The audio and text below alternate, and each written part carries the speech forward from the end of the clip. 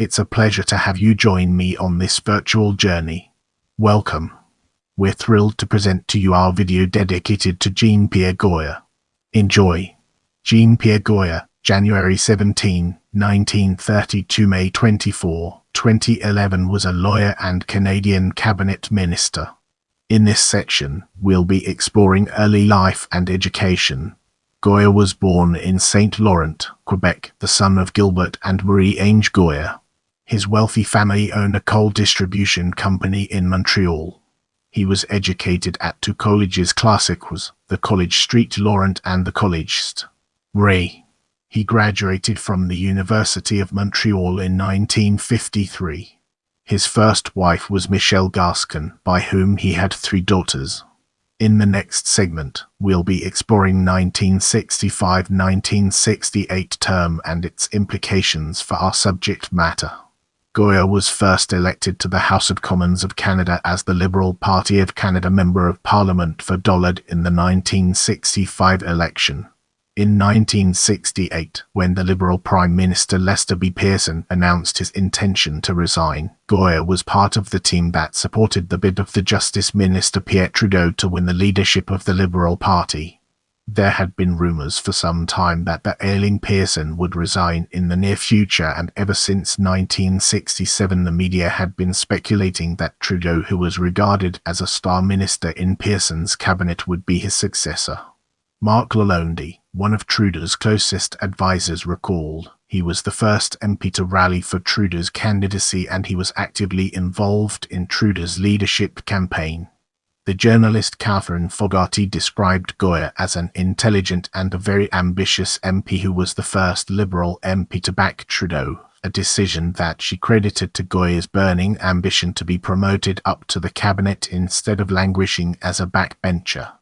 On 15 December 1967, the day after Pearson announced he would be resigning as Prime Minister in 1968, Goyer attended a secret meeting in Ottawa attended by Marc Lalonde, Michael Pitfield, Pierre Lavasseur, and André Ouellet to found a campaign organization for Trudeau. On 26 January 1968, a Liberal Policy Convention was held at the Place Bonaventure in Montreal.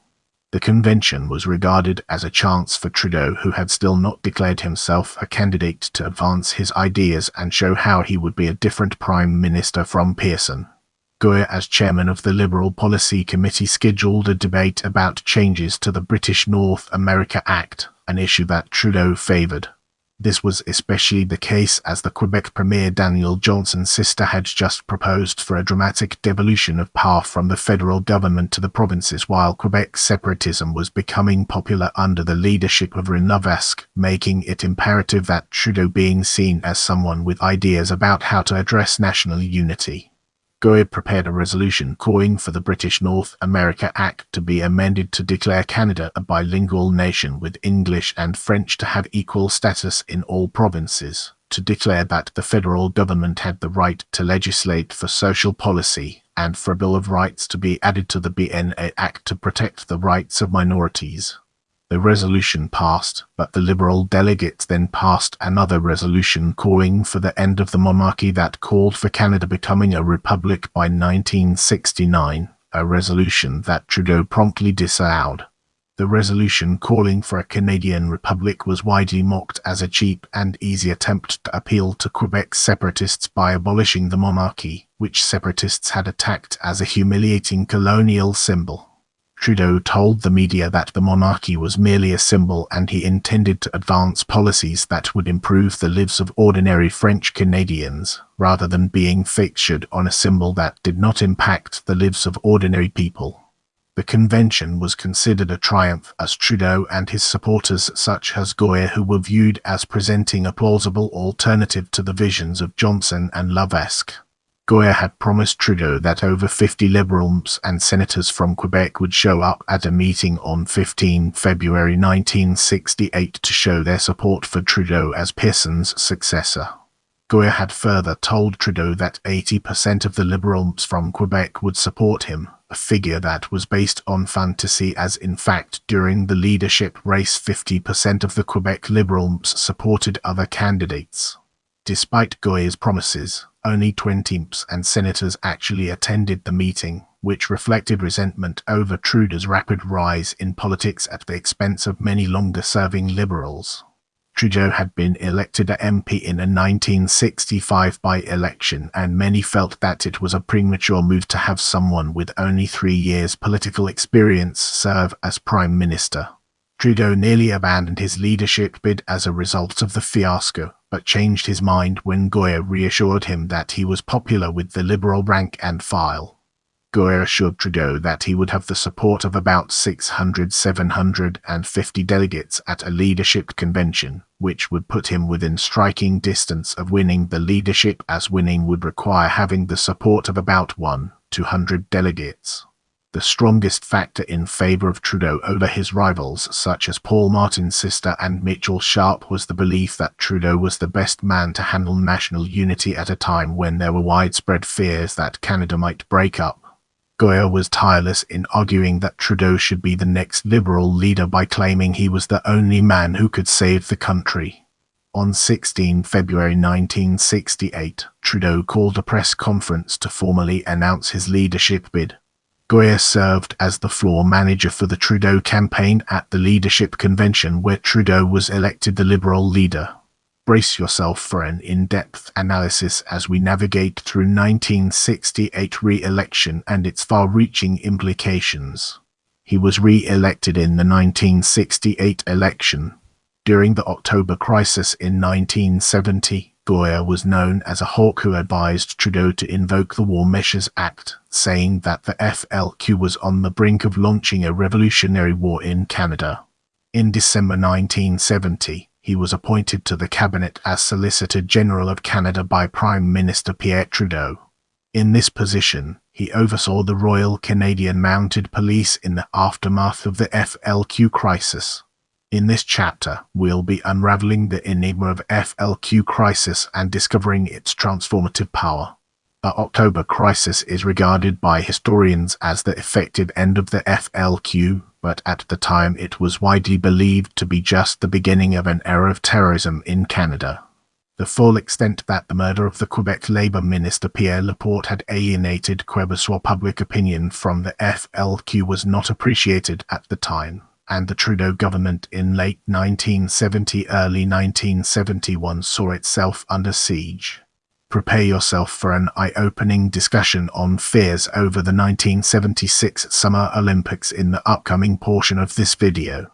Further increasing the fears of the Trudeau government was the fact that in 1970 Montreal had won the right to host the 1976 Summer Olympics, and the belief that the FLQ would stage a terrorist attack during the Olympics. Trudeau and his cabinet were convinced, with the eyes of the world focused on Montreal, that the FLQ would stage a major terrorist incident at the scheduled time of the Olympics with the aim of disgracing Canada on the world stage, which increased the atmosphere of fear and paranoia. Lalonde recalled in 2011, he had his own views. He might have been kind of stubborn. He often pursued what he thought was right without taking into consideration other points of view. He was young. Because he was young, he was not a heavyweight in cabinet, but subject to close supervision by senior ministers, was ambitious, but he never quite achieved his ambition. Certainly, the cabinet as a whole prodded the RCMP to concentrate on the FLQ, which was using violence in support of separatism.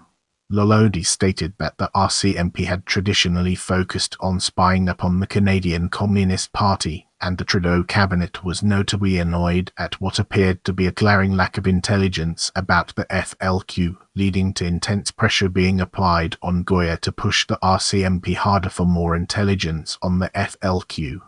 In this mood of paranoia and fear, Goyer saw himself as locked into mortal combat with the FLQ, which justified using the full resources of the state to crush this enemy. Goyer ordered the Royal Canadian Mounted Police to make a blacklist, also known as the Enemies List, of all federal civil servants who held left-wing views, which would presumably make them sympathetic towards the Marxist FLQ. The Enemies List of civil servants who were under RMCP surveillance for years afterward is regarded as one of the darker moments of the Trudeau government. In January 1971, Goyer met with the RCMP Commissioner William Leonard Higgett, where he expressed a special interest in budding the homes and businesses of suspected FLQ supporters, saying that government needed as much intelligence about the FLQ as possible. Goyer had a difficult working relationship with the Deputy Solicitor General Ernest Kt. Complained that Goyer had appointed his mistress as his chief of staff despite her manifest lack of qualifications, and awarded her privileges such as a free pass with the Crown Corporation Air Canada, allowing her to fly anywhere she wanted at the expense of the taxpayers. Kt accused Goyer of engaging in petty corruption, as he described him as a minister who liked to play fast and loose with the rules for his own benefit. Get ready for an exciting part as we dive into Kingston Penitentiary crisis.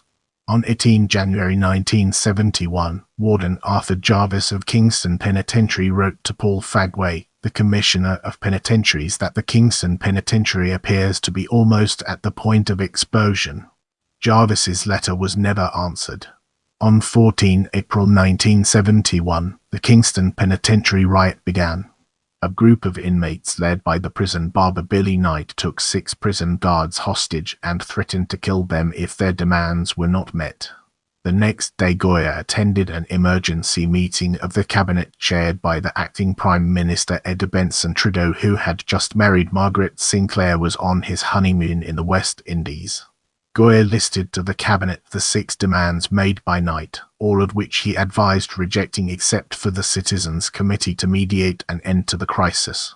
However, Goyer expressed about the Citizens Committee, telling the cabinet that he wanted the journalist Ron Haggart removed from the committee because he was the crime correspondent of the Toronto Telegram.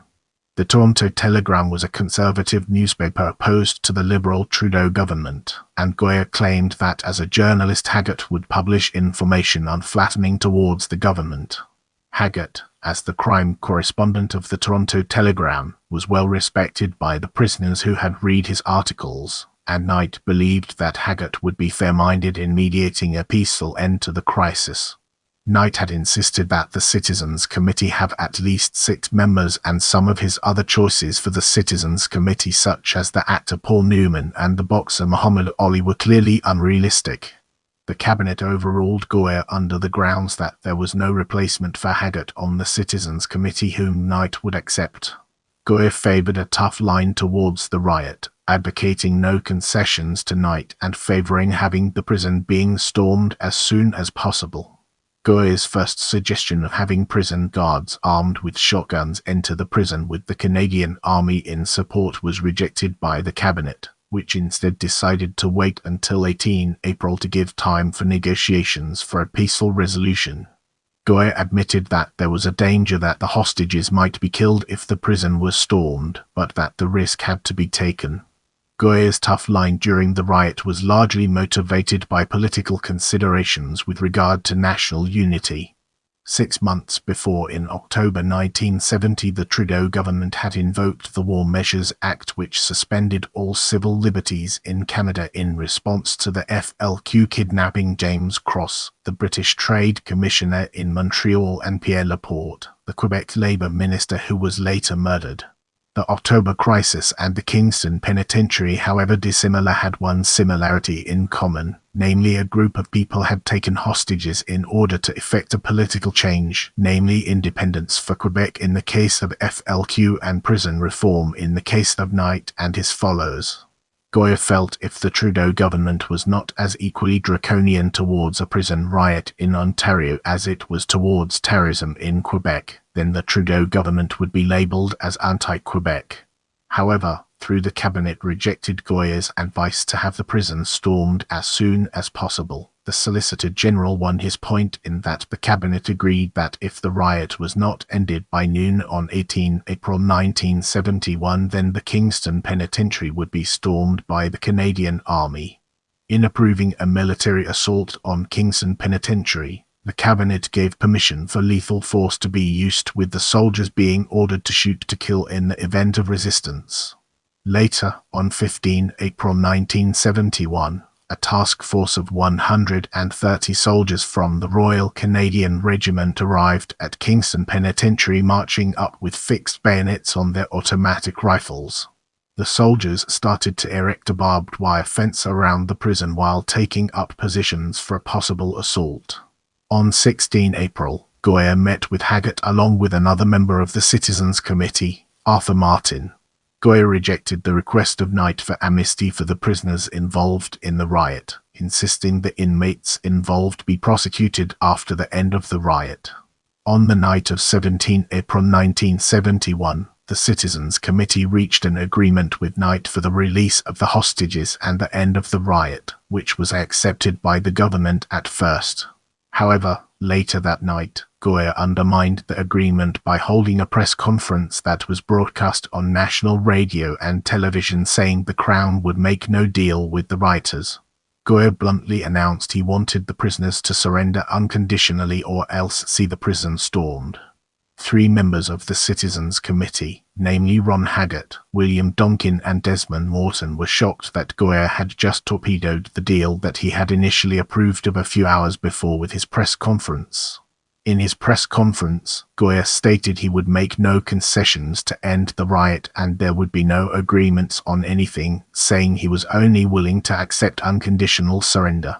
Goyer stated that the prisoners had no guns while the military task force was well armed, leading him to conclude that he had held all the cards, hence his insistence on unconditional surrender, as he called the prisoners cowards.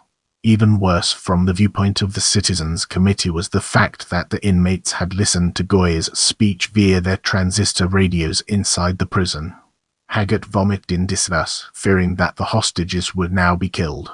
Goyer's speech caused the complete collapse of Knight's authority and led to the prisoners dividing into 2 factions, a radical faction led by the outlaw biker Brian Bocage, who favored killing the hostages, and a moderate faction led by the career criminal Barry Mackenzie, who favored surrender to prevent a bloodbath.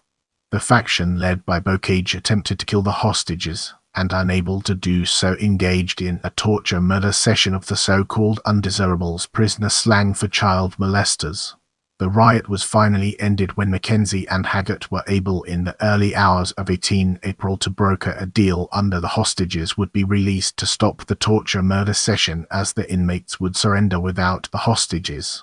The deal that Mackenzie and Haggart reached was just within a few hours of the scheduled military assault at noon on 18 April. Goyer arrived at Kingston Penitentiary to oversee the end of the riot.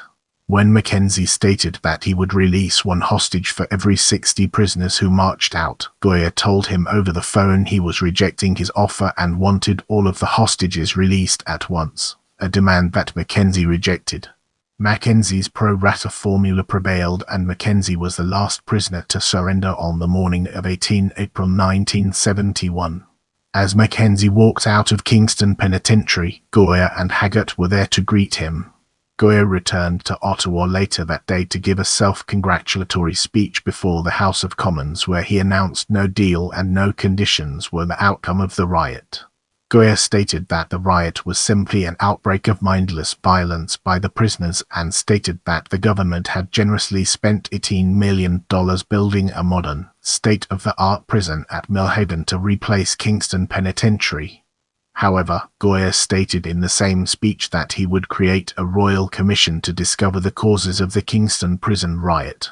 Goyer lied to the House during his speech when he claimed that neither he nor anyone else in his ministry had received advance warnings about a possible riot at Kingston Penitentiary, when in fact Warden Jarvis had written a letter in January 1971 giving that precise warning. Haggart wrote in the Toronto Telegram, "In truth, the plan for releasing hostages from time to time originated as much with responsible inmates as with anyone. Without naming names, it would not have hurt the minister to say so." At a press conference in Toronto, Morton told the media that Goyer blew it, saying the Solicitor General had undermined the agreement that the Citizens Committee had reached and was in part responsible for the torture-murder session, which would have been avoided had it not been for Goyer's press conference. Morton also stated that the prisoners wanted promises that they would not be beaten by the prison guards if they surrendered, which Goyer put off giving, which thereby extended the riot as that one was of the key demands of the inmates. Morton stated he knew from speaking to Knight and the other inmates committee members that the prisoners were most insistent on receiving promises that they would not be beaten if they surrendered peacefully. Morton complained instead of giving that promise, Goyer had marched outside of Kingston Penitentiary with a megaphone shouting abuse at the prisoners inside and warning them the Canadian Army would kill them all if they did not surrender. Morton stated that Goyer was unfit to be Solicitor General, saying that his actions during the Kingston prison riot had served to inflame tensions instead of reducing them, and that Goyer seemed intent on sabotaging efforts for a peaceful resolution. Let's now enter the realm of continuation at Millhaven Institution and discover the fascinating stories it has to tell.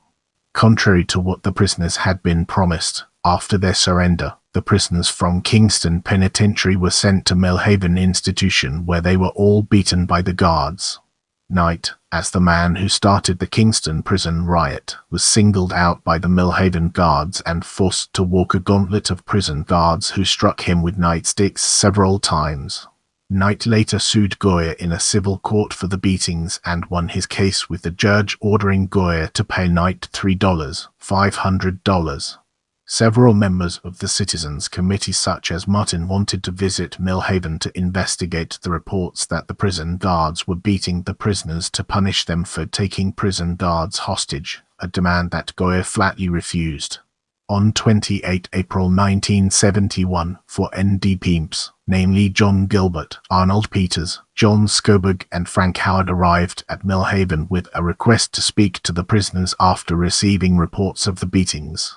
Under the Penitentiaries Act of 1886, were classified as privileged visitors, free to inspect any federal prison without notice to ensure that the prisoners were being treated humanely in order to raise concerns in the House of Commons, though only a few had availed themselves of this privilege. Warden Don Clark called Goyer to ask him what to do, saying to allow them to visit Millhaven would lead to uncomfortable questions for the Solicitor General in the House of Commons about the mass beatings the Millhaven guards had inflicted on the Kingston prisoners. The Formps were all expelled from Millhaven, which led to Howard giving a speech in the House of Commons protesting their treatment, which had violated Canadian law. In response, Goyer admitted to the House of Commons that he ordered the Formps out of Millhaven, saying that the visit of them could have caused another riot. Goyer told the House of Commons, "Millhaven is currently overcrowded. The psychological climate there is tenuous and we have to be careful. My first responsibility is to see there are no more riots and to see to the protection of the prisoners." In response, Howard shouted, "What have you got to hide? Evasiveness is no substitute for intelligence." Goyer answered Howard with the remark, "Mr. Speaker, I did not appeal to the intelligence of the honourable member, but to this courtesy, and I see he lacks both." As the Liberal benches erupted in laughter, Howard continued to press on with his line of questioning, saying he had received reliable information about the beatings at Millhaven and the minister should answer his questions. The mood of the House grew more excited, leading for the Speaker of the House to call for order. The Formps expressed concerns about Millhaven, saying that before they were expelled on Goyer's orders that they had discovered the Millhaven Recreation Hall was just a mud field, that the beds in Millhaven were filthy, and the cells were claustrophobic. On 13 May 1971, Peters, during question time in the House of Commons, told Justice Minister John Turner that he learned from reliable sources that a number of Millhaven prisoners were engaged in a hunger strike to protest the living conditions at Millhaven.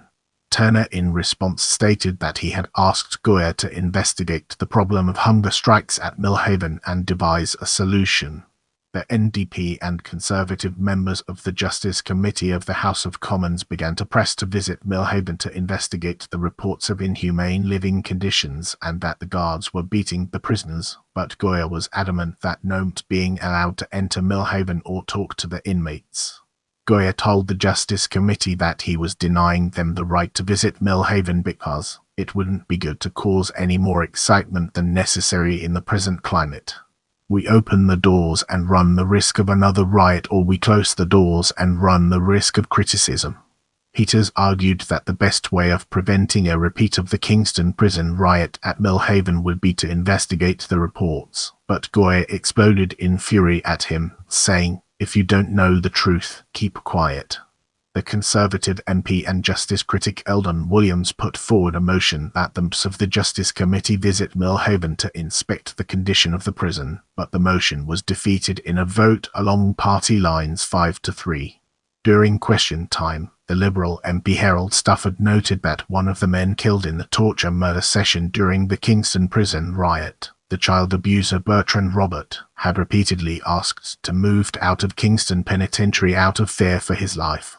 Goyer replied to Stafford that he could not comment on Robert's murder because it was now under police investigation, but stated that Robert had been held in the 1D range at Kingston Penitentiary for child killers and child molesters for his own safety. Another MP, the Liberal Terence Murphy, then rose to tell Goyer that in 1970 he visited several prisons and had discovered that undesirable prisoners such as Robert were segregated from the other prisoners. Murphy told Goyer, "They live in conditions we would not expect a dog to live under. They spent 23.5 hours a day in cramped cells and looked like hungry chickens begging for food." Goyer replied that he needed more time to study the problems of prison life. On 27 May 1971, the Ontario Provincial Police charged 11 Millhaven guards with 24 counts of assault causing grievous bodily harm in connection with the mass beatings on April 1971. Goyer told the House of Commons that he would not fire the 11 guards charged unless they were convicted, and announced that the Crown would pay for their defence counsel at their trial. Now, let's shift our perspective and explore aftermath from a different angle. In response to a media firestorm about the conditions in Canadian prisons, which had become a topic of public interest since the Kingston riot, on 20 July 1971, Goyer announced that he was amending the Penitentiaries Act to give prisoners the right to elect committees to advise the prison authorities about living conditions in the prisons. He told the House of Commons, "We recognize committees of prisoners elected by the inmate population can provide vital communication between the inmates and the prison administration." Fogarty wrote that Goyer took a harsh and gratuitously aggressive approach during the Kingston Penitentiary riot, but rather surprisingly became an advocate of prison reform afterwards, a choice in approach that she credited to the Kingston Penitentiary riot, as Goyer wanted to prevent more prison riots. On 24 April 1972, the Royal Commission under Justice J.W. Swackhammer presented its report to Goyer on the causes of the Kingston Penitentiary riot.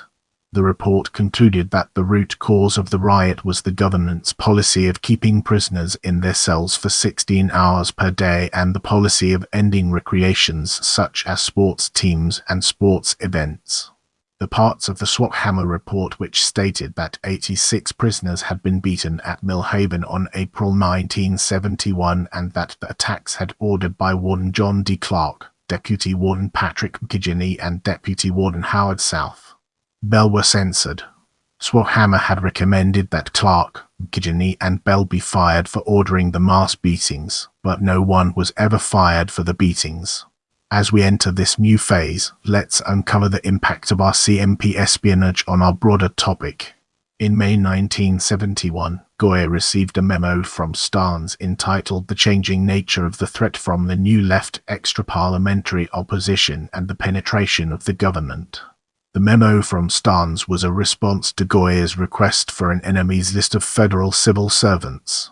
Starnes listed 21 civil servants whom he believed were abusing their positions to advance extreme left-wing causes. Goyer in turn sent out a memo to several other ministers about the 21 civil servants whom Goyer accused of being former campus revolutionaries who were working for the destruction of the existing political and social structure of Canada. In response, several of the civil servants named on Goyer's list were promptly fired. Higgett was in June 1971 to receive a memo from Robin Bourne of the Solicitor General's office saying that Goyer wanted monthly reports of the number and locations of RCMP electronic eavesdropping operations with regard to the FLQ and its supporters, but was not interested in the operational side of these activities, such as how various devices are installed. At the same time, John Kenneth Starnes, the director of the RCMP Security Service, sent a memo to Higgett stating that the electronic eavesdropping operations are or may be outside the law, as the RCMP rarely asked for a warrant, but that Goyer was not to be informed. Later in June 1971, Starnes wrote a memo to Goyer asking for permission for the RCMP to review tax filings and requests for unemployment insurance, which he stated was necessary for his intelligence gathering. Goyer lobbied both the Revenue Minister Herb Gray and the Labour Minister Bryce Mackesy for the Mounties to be allowed access to tax filings and unemployment insurance claims in a manner which would attract no attention or criticism. In September 1971, Goyer ended the restriction imposed in 1961 on the RCMP conducting intelligence operations on universities, though he added that the RCMP had to seek permission in writing from himself in the event of recruiting a paid informer or conducting a bugging operation on a university. The number of paid informers on universities was small, as by 1972 the Mounties had a total of 5 paid informers working in or attending universities. Goyer, however, excluded unpaid informers on universities from needing his prior approval, thus meaning the RCMP could recruit any university professor or student as an informer without seeking Goyer's approval in writing, provided the informer was not being paid. In May 1972, the RCMP burned down a barn in Street and La Rochelle in Quebec's eastern townships because it was believed the barn was going to be used for a meeting between the FLQ and the Black Panther Party. The barn burning was to be one of the more controversial acts committed by the RCMP, but was justified when it emerged under the grounds that the FLQ and the Black Panthers were working together to launch a cross-border guerrilla war against the United States and Canada. Goyer was later to deny that he known of the barn burning. In October 1972, the Mounties broke into the Montreal office of a separatist publishing house, the Agence de Presse Libre du Québec APLQ. Goyer met with Starnes and Higgett after the APLQ break-in, but he was to later claim that the break-in was not discussed. Even at the time, there were allegations that the Mounties were behind the APLQ break-in, as it was noted that the thieves had only taken the files in the APLP office. Goyer was to claim at the MacDonald Commission hearings that because the Quebec Justice Minister Jim Chiquette had denied in a press conference that any police forces were involved in the APLQ break-in, that for him it settled the matter and he did not ask Higgett or Starnes about it. Contrary to Goyer's testimony, both Starnes and Higgett were to testify at the MacDonald Commission that they had in fact informed Goyer that the Mounties had staged the APLQ break-in, which had provided a treasure trove of information about Quebec separatists, as both maintained that the minister was kept fully informed about the illegal means the RCMP obtained intelligence. As we progress through this video, let's now turn our gaze towards penal reforms. In September 1971, Goyer introduced the penal reforms that he had been promising since the spring of 1971. Under his reforms, prisoners in federal penitentiaries were permitted to grow their hair long, allowed greater chances to earn parole, were permitted for the first time in Canadian history conjugal visits with their wives and girlfriends, and allowed greater educational opportunities as most Canadian criminals were barely literate. Goyer told the House of Commons when introducing his bill, "For too long a time now, our punishment-oriented society has cultivated a state of mind that demands that offenders, whatever their age, and whatever the offence, be placed behind bars. Too many Canadians object to looking at offenders as members of our society, and seem to disregard the fact that the correctional process aims at making the offender a useful and law-abiding citizen, and not any more an individual alienated from society and in conflict with it. Consequently, We have decided from now on to stress the rehabilitation of individuals, rather than the protection of society. Our reforms will perhaps be criticized for being too liberal or for omitting to protect society against dangerous criminals. This new policy will probably involve some risk, but we cannot maintain a system which in itself can cause even more obvious dangers. Let's now enter the realm of 1972 election and discover the fascinating stories it has to tell. Following the 1972 election, he became Minister of Supply and Services. The Liberals won the 1972 election by only 2 seats, winning 109 seats to the 107 won by the Conservatives. As the Prime Minister of a minority government, Trudeau wanted strong Quebec representation in his cabinet to ensure its survival. In the 1972 election, Quebecois voters had voted solidly for the Liberals, which proved to be the Trudeau government's salvation as the Liberals had failed to win the majority of the seats in the other 9 provinces.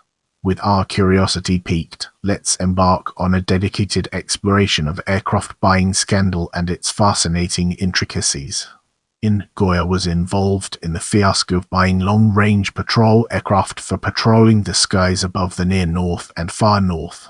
The procurement process was marked by a convoluted and confusing purchasing process under which the Department of National Defense set the requirements for the aircraft to be purchased, while the Department of Industry was responsible for negotiating with the suppliers for the industrial offsets the parts of the aircraft to be manufactured in Canada, while the Department of Supply was charged with actually buying the aircraft. A recurring theme of Trudeau's time in office was his wish to rationalize the governing process by changing the bureaucratic structure in a manner intended to make for greater efficiency. With regard to defense procurement, Trudeau had imposed the requirement that any arms or weapons purchased should cost as little as possible, while creating the maximum offsets to the Canadian economy by ensuring investments in Canadian manufacturing from whatever supplier had won the arms contract. The majority of the arms and weapons systems purchased by Canada came from abroad, and the policy of seeking offsets was imposed in order to ensure that the purchase of arms created at least some economic benefit to Canada. Typically, an offset was sought with regard to aircraft by having at least parts of any aircraft purchased manufactured in Canada and having Canadian firms serve as subcontractors in the manufacturing process. The decision to have 3 departments involved in buying the long-range patrol aircraft was intended by Trudeau to rationalize the procurement process by assigning to each department the area in which it specialized in, but as was often the case with Trudeau's rationalization schemes, the results were the opposite from those intended. With 3 ministries in charge of the procurement process, the costs escalated out of control and the project was cancelled in May 1976. The political scientist Michael Tucker wrote that the long-range patrol aircraft procurement was marred by bureaucratic mismanagement ensuing from ill-defined responsibilities, poor communication, and misinformation. During his time as Minister of Supply, Goyer was involved in a lengthy libel suit launched against him by a civil servant about remarks that Goyer had made over the cost of buying new long-range patrol aircraft. On 1 June 1976, Goyer had told the House of Commons about the $1 billion cost overrun on buying long-range patrol aircraft. "I stand by my officials and I accept responsibility for errors in judgment, mistakes made in good faith, and inadvertent errors. But I do not believe ministerial responsibility extends to cases of misinformation or gross negligence." When asked to repeat those remarks outside of the House of Commons where the legal immunity of Mr. libel does not apply, Goyer did so and named the civil servant he had assigned as the Department of Supply's representative to the long-range aircraft procurement, Lawrence Stopforth, by name as the official responsible for the gross negligence. During the same press conference, Goyer had accused Stopforth of gross negligence and of misinforming him of the costs of buying the long-range aircraft, causing Stopforth to sue for libel. In the next phase, we'll be immersing ourselves in the realm of RCMP blacklist and exploring its real-world applications. In March 1976, Robert Sampson, a former Mountie on trial for a bombing, testified that he committed far worse crimes during his time as a RCMP officer, which drew public attention onto the illegal activities of the RCMP and Goyer, who'd been the minister in charge of the RCMP during the time that the Mounties were breaking the law. In October 1976, the allegation was made of a RCMP blacklist of federal civil servants who were to be watched because their views were aimed at the destruction of the existing political and social structure of Canada. Goyer denied in the House of Commons that he ordered the RCMP to compile a blacklist or that the blacklist even existed, but it was confirmed on 16 October 1976 that he had indeed ordered the RCMP to make the blacklist in 1971. As we move forward, let's uncover the untold stories and fascinating intricacies of 1978 Stopforth libel case. In 1978, the Stopforth libel case came to trial. On 1 April 1978, Justice Liff awarded Stopforth $10 in the libel case.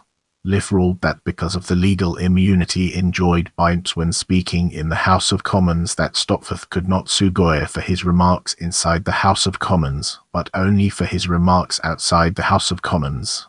About Goyer's statements to the media, Liff ruled in favour of Stopforth, stating it is an ancient principle in the British parliamentary system that ministers are the ones responsible for what happens in their portfolios, and it was unacceptable for Goyer to blame Stopforth for what was ultimately his responsibility for the $1 billion cost overrun in buying long-range patrol aircraft. Thus, it was on the technical grounds that in the Westminster system that is ministers rather than civil servants who are the ones ultimately responsible for what occurs in their portfolios that Liff ruled in favour of Stopforth rather than on the merits of the case. Goyer lost the libel case in 1978, but won on an appeal in 1979. Again, the case was decided on technical grounds, with the appeals judge ruling that Goyer's remarks to the media were an extension of parliamentary privilege of immunity from libel for remarks made inside the House of Commons.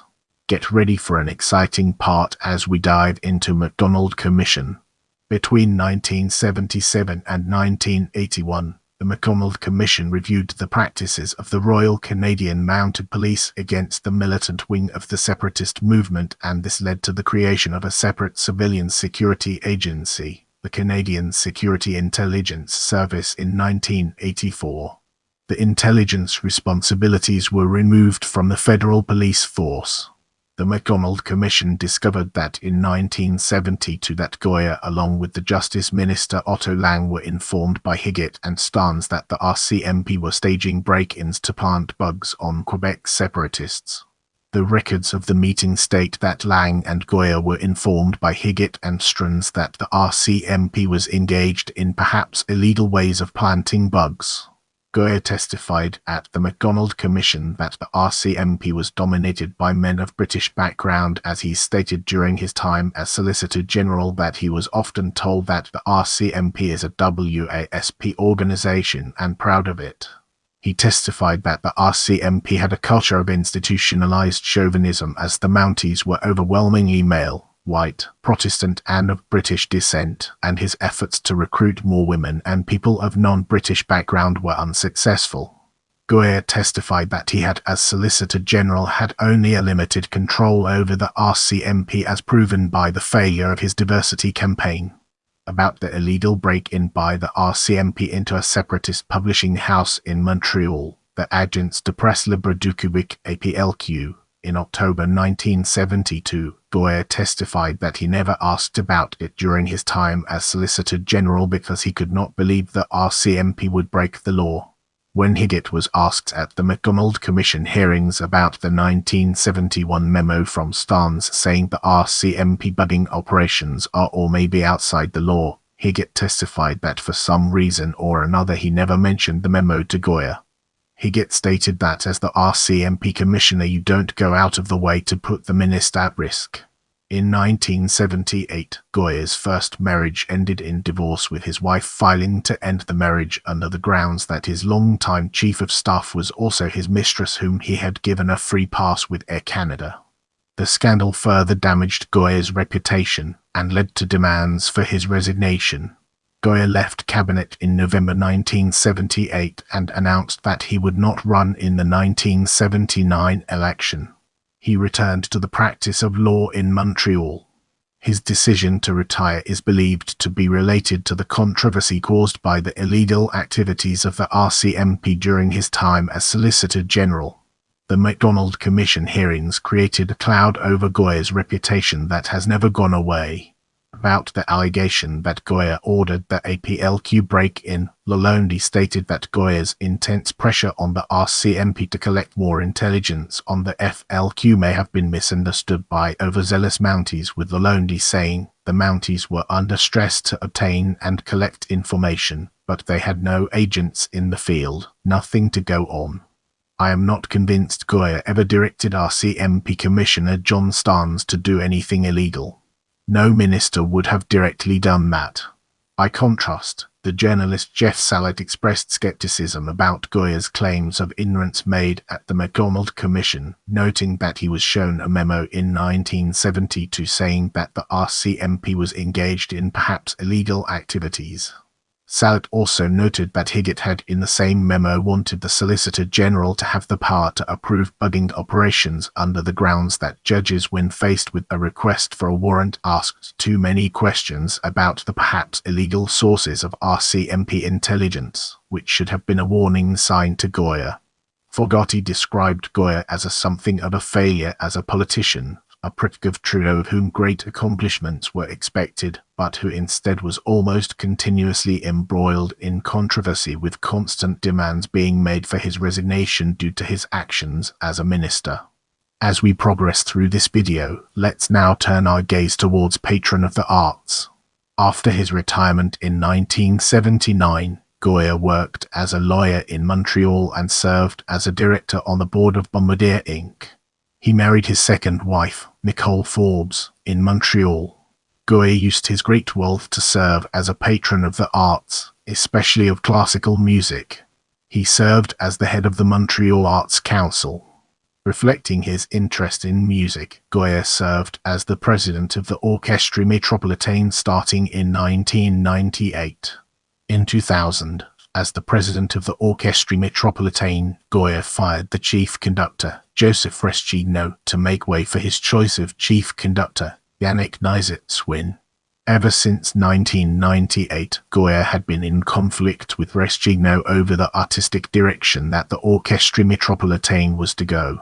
Reschigno sued for wrongful dismissal and won $290,000, with a judge ruling that Goyer had fired Reschigno in a brutal, abrasive and malicious manner.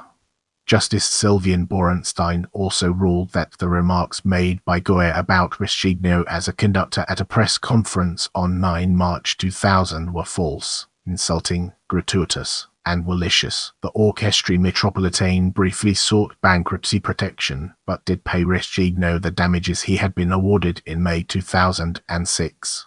On 23 May 2006, Goyer was forced to resign in disgrace from the Orchestre Métropolitain. There is a Jean-Pierre Goyer Fonds at Library and Archives Canada.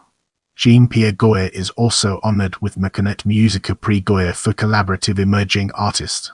Remember to follow me on social media for behind-the-scenes content and updates.